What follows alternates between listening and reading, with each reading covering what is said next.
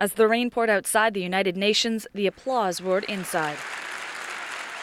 Palestinian President Mahmoud Abbas showed the General Assembly the letter requesting full member status for the state of Palestine at the United Nations.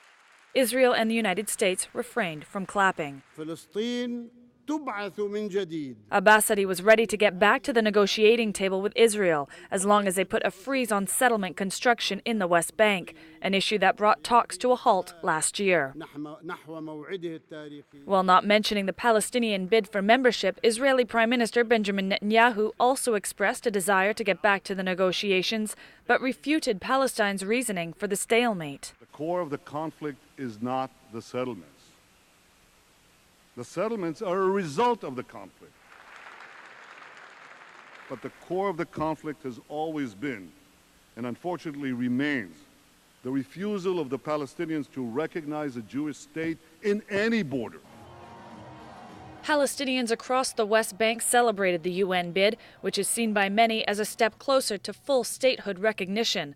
To date, 122 of the 193 full member nations have announced support for the bid, including China, Brazil, and Russia, all key members of the United Nations Security Council. Palestine will first need support from at least 9 of its 15 permanent members. The U.S. will not be one of them, saying they will veto any vote.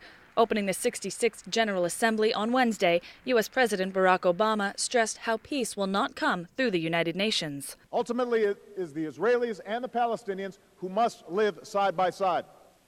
Ultimately, it is the Israelis and the Palestinians, not us, who must reach agreement on the issues that divide them, on borders and on security, on refugees and Jerusalem.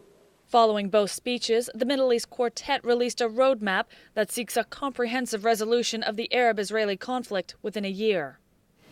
The Quartet proposal represents the firm conviction of the international community that a just and lasting peace can only come through negotiations between the parties.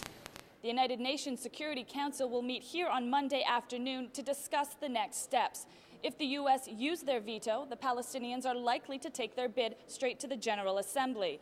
While approval in the General Assembly will not give them full membership status here at the United Nations, it is likely to upgrade them to observer status, which will give them the right to sign treaties and allow them access to many UN bodies, including that of the International Criminal Court, which they could use to pursue claims against Israel. Natalie Carney reporting for Channel News Asia in New York.